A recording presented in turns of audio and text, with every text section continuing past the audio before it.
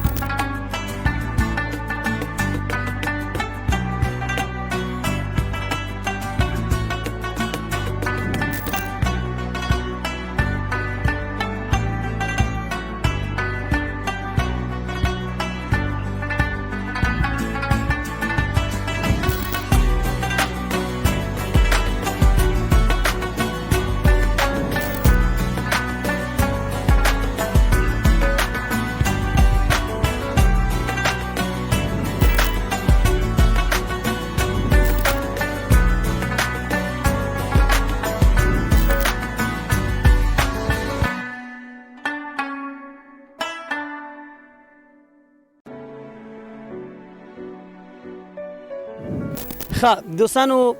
ملګري ناز دي بس په دې تمه دي چې پخلی به کېږي د خیره وریجې غوښه دي که نه نور چیرې زمونږ اشپز چې دی هغې سره به خبرې کوو د خیره سره نو ملګري جمع ومویل چې دوه درې خبرې دوی سره مو کوم نو دلته زما څنګ کې قاري صاحب ناز دی زمونږ د سفر مالګه ده که نه قاري صاحب عثمان سفر چې او نه ګوره دا خو دونه خدمتګار سړی دی او موږ ته مطلب دا خبره سکون راکوي لرګي مثال دی لرګي مثال ښه زه به اول ملګري معرفي کړم دوستانو قاري عثمان چې دی څنګه چې مې وویل زمونږ د مجلس مالګه زمونږ د دې سفر مالګه ده واقعا هم د دې باندې زمونږ د سفر چې دی ډېر خوندور دی انجینر صاحب موسی نورزی خو شاید تاسې پیژنئ که نه دغه دی بیا مې یاد کړ کوچنی مدثر ننګ که نه او مدثر ننګ او انجینر صاحب ننګیالی اتل تر څنګ استاد حاجی صاحب حمزه علي او حاجی صاحب محترم ستاسو نوم حاجی صاحب اشق الله لالزی او حاجی صاحب اجاز که نه تخلص دی اجاز الحق اجاز ښه نو دوستان نور هم شته خو هغه کارونو کې مصروفه دي او زمونږ استاد چې مونږ یې ډېر ښه راورسولو ډریوري مسؤلیت یې په غاړه لره او تر څنګ یې امیر صاحب هدایت که نه دا چېرته دی هدایت امیر صاحب لږ اوبو پسې لګېدل د اوبو ستونزه ده وړاندې تللی بیچاره دوستانو مخکې مې ویل مونږ غاښي پاس ته راغلي یو او دلته به نو د ملګرو سره غږېږو لومړی به زه د قاري صاحب سره خبرې وکړم خوښ هم ده ستاسو قاري صاحب قاري صاحب یا الله ته پکې خیر واچوي زه به داسې کښېنم د قاري صاحب خواصه قاري صاحب څنګه ته په ټوله کې راته په سفر باندې خبرې وکړئ سفر څنګه و کوم ځای کې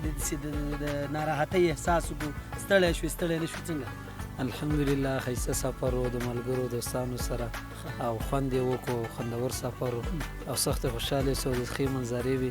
او سیل مو راوکړو ډېر خوند یې وکړو چا نه ډېر خوشحاله سفر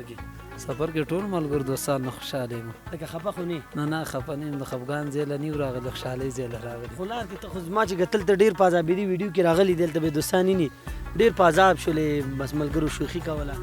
داسې د ناراحتۍ احساس نه ناراحتۍ احساس کله چې د کالي راکوزول د سامان بس چې څوک نه راته دې وخت کې د څه احساس کوو نه بس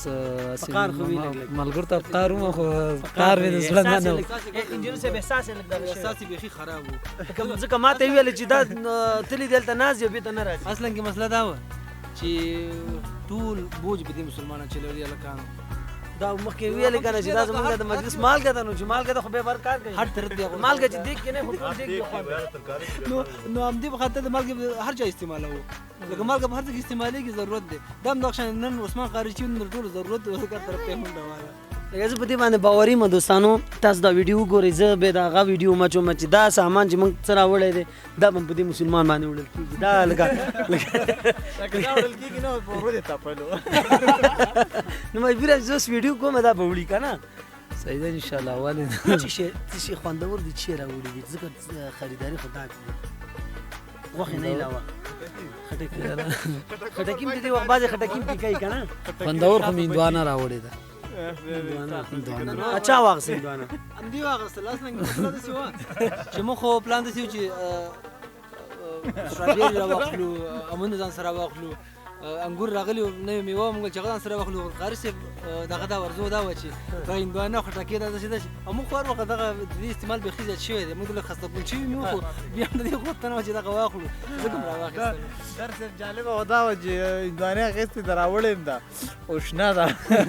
او دا وایي چې زما دپاره خوندور غذا هم دا ده خو دې ماشاءالله بادام هم راوړي دي پستې هم راوړي ده دا خو ځان له به یې راوړي نه ټول ملګرو نه راوړي دي ویې خوړل اصلا نه داسې وه چې هغه بادام یو کوم چا خواته چې ورغلی دی همې بادام کې ورته دوکه کړې وه هم ورسره ممپلو کې دواړه ورته بېکاره ورکړي وو اقراره ممپلې پاکستاني هغې ورته نه ورکړل نور د حاجي صاحب اجازه زمونږ دا ته راځه انجینر صاحب دلته ځای ورکړه ته راشه دلته راشه ته راځه حاجي صاحب ته راځه راشه ته کښېنه دا ګوره ته ډېر مهم سړی یې راشه ښه زاغه راځي رابش ته استاده ته راشه نه ته راشه دلته زما خواته راشه دې ځای کې کښېنه دا تشه ډکه کړه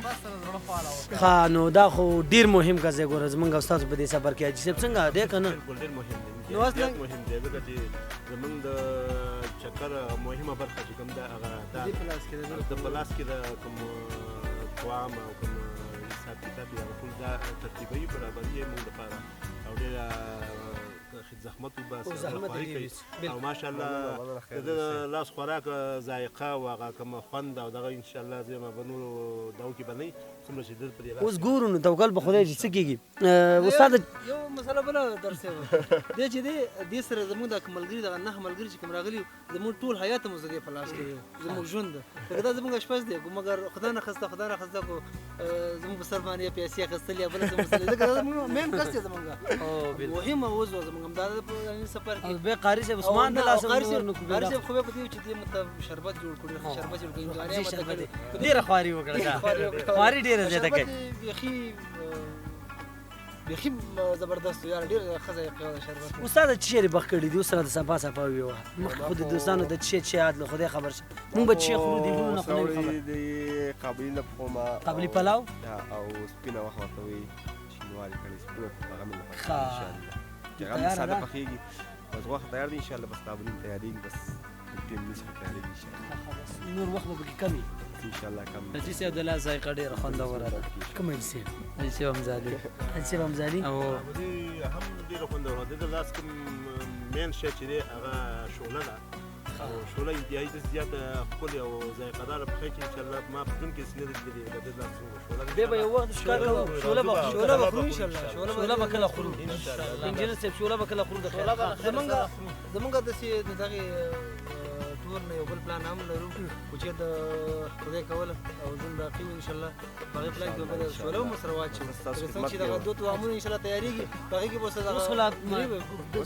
زما په شنون په فکر کوم د انجینر صاحب اتل او انجینر صاحب موسی نورزي اول ځل چې د دې لاس دی که نه او بالکل اول ځل زمونږ خو د حاجي صاحب رضا د دې د لاس چې دی اولنی دی زمونږ بیا خورو خو زمونږ مسافر وروڼه چې اجازه حاجي صاحب د ماشاءالله زموږ سره د پروګرام کې اول خو د دې نه مننه کوو منیجمنټ ټول د هغې دی خو وتښتېدو بد دا پروګرام یې را جوړ کړی دی هغه را ناست دی تنظیم کړی دوستانو دی. هغه ګورې شاته ناست او دی اجازه حاجي صاحب ماشاءالله ډېره تخنیکي او جاني همکاري او خدمت کړی د ملګرو او څارنوال صاحب سمیع الحق باید یادونه وکړو زموږ د پروګرام برخه وه متاسفانه هغه یاد شي پاتې بخیر. شو. نو د حاجي صاحب د دې د لاس د نمک چې و موږ ته د دې ماشاءالله هغه ورېرونه دي چې اوس مسافر دي د هېواد نه بهر عمران خان دی عبدالحق دی بیان خان دی هغې ډېر صفتونه کلي دي اوس به ورله د خیر عملا چیک کوو د خیر چې څنګه ده خدای دې وکړي چې ما څه خوندور دي څنګه چې خوندور نه یو استاد انشاءالله هغه بیکګراوند یې خراب دي الله مې رباید انشاءالله میسینګ دی د مننه شو انشاءالله در صاحب یوه خبره باید وکړو چې لیدونکي باید تشویش کې نه شي مطلب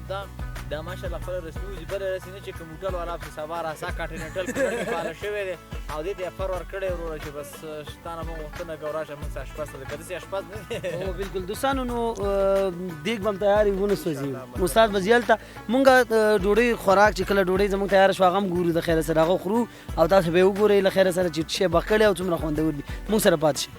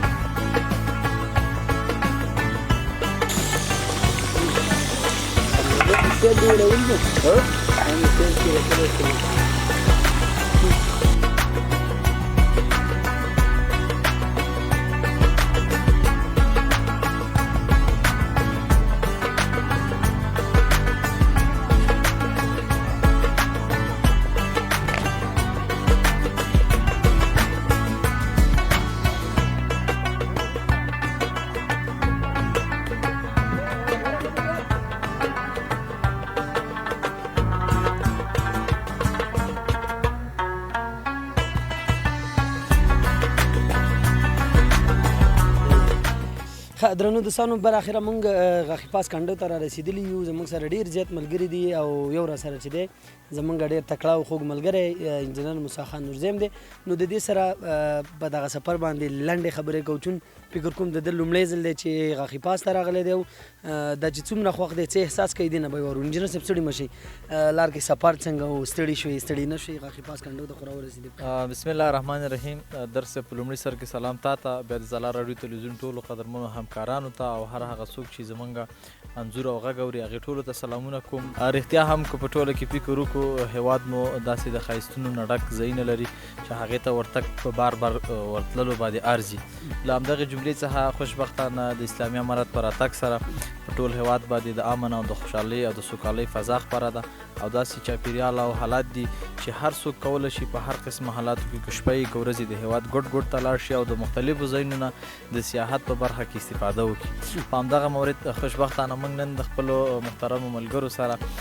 د کونړ ولایت منورې ولسوالۍ اړونده غاښي پاس کنډو ته راغلي او دا خوشبختانه رښتیا هم زما لومړی ځل دی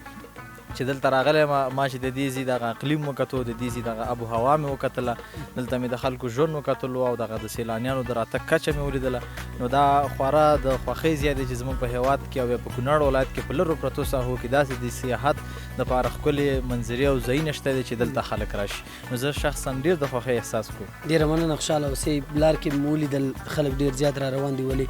لارې ځینې برخې کنډې کپرې دي لږې ستونزې مشکلات شته په دې برخه کې هم څه غوښتنه غوښتنه خو په ټوله کې یوازې زموږ نه بلکې د ټولو هېوادوالو په هغه ساحو کې چې اوس د سیلانیانو ورتګ هلته زیات شوی دی په کونړ کې نه تنها د غاښي پاس کنډو بلکې د بینچۍ ساحه دی همدغسې د په نوافاز ساحه ده په هغې ساحو کې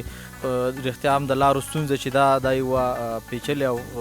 ګواښونکې پدیده ده خو خوشبختانه د اسلامي امارت مسؤلین او منصوبین هم دغې ته په توجه کې دي د ټول ولس او زموږ غوښتنه دا ده چې هر څومره عاجل کېدلی شي د دغه لارو دپاره ترتیب برابر کړي تر څو دغه لارې ورغول شي دغه لارې په یو معیاري او منظم شکل سره جوړ شي همدارنګه د لارو تر څنګ باندې په دې ساحو کې پانګونه وشي د دولت لخوا ځینې خصوصي شرکتونو ته دغه ساحې ورکړل شي تر څو دلته پارکونه جوړ کړي دلته پانګونې وکړي دوکانونه او هټۍ جوړې کړي هوټلې جوړې کړي تر څو هغه بهرني سیلانیان او د هېواد د نورو ولایتونو نه راغلو سیلانیانو ته امکانات او زمینه سازي وشي انجینر صاحب په دې وروستیو کې کونړ ته د سیلانیانو راتګ ډېر زیات یو څه اندازې نمبره زیات شوی دی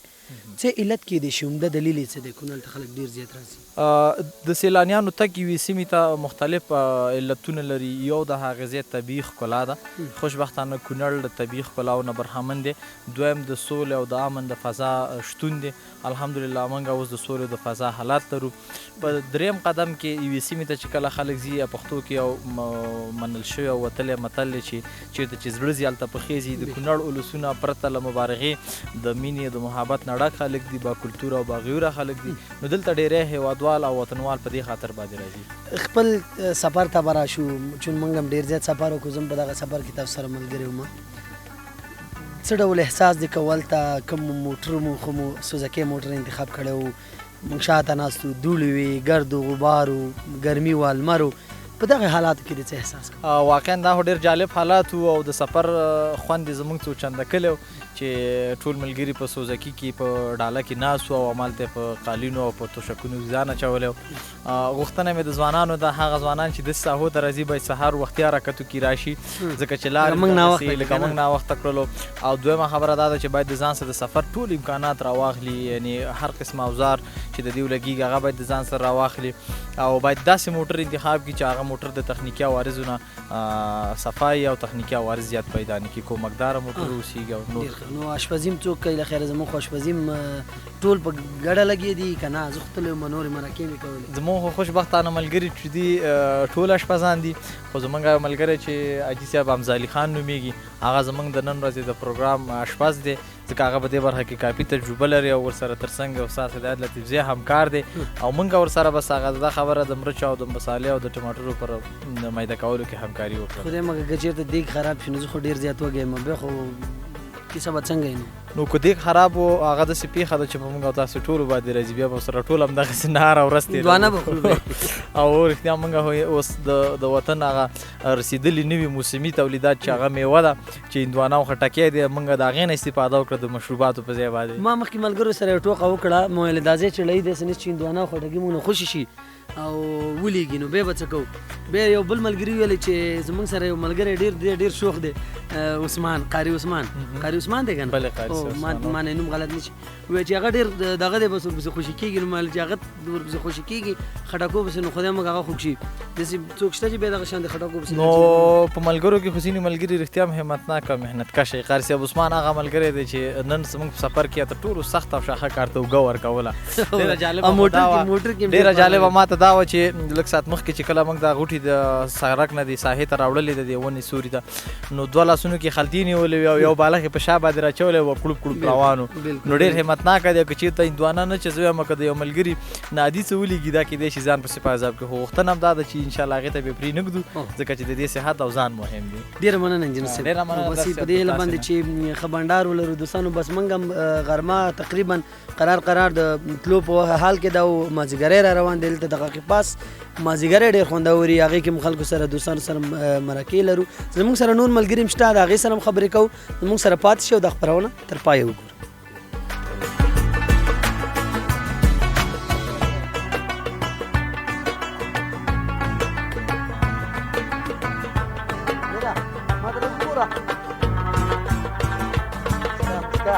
نه لږه مسکا وکړه، ډېر خوندور کار راځي.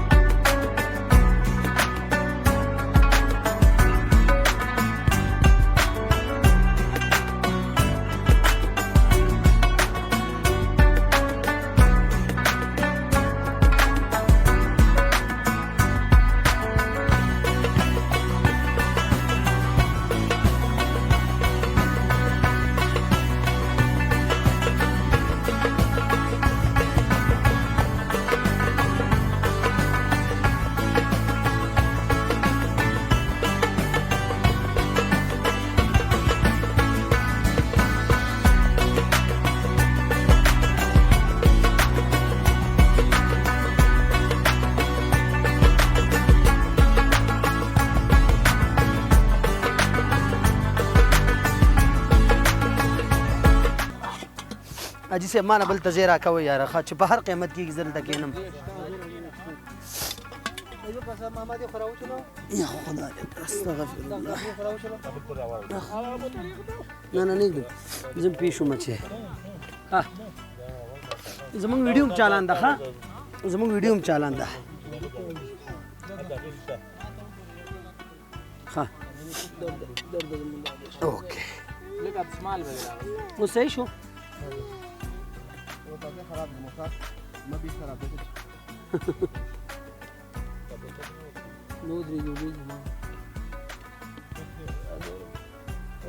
ښه زه به یو دوه خبرې وکړم تاسو خیر دی ما له لږ وخت راکړئ صحیح بد شو انجینره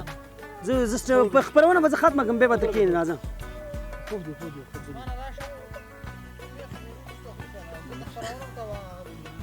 ښه تاسو دغه هغه څه واخله زه خپرونه ښه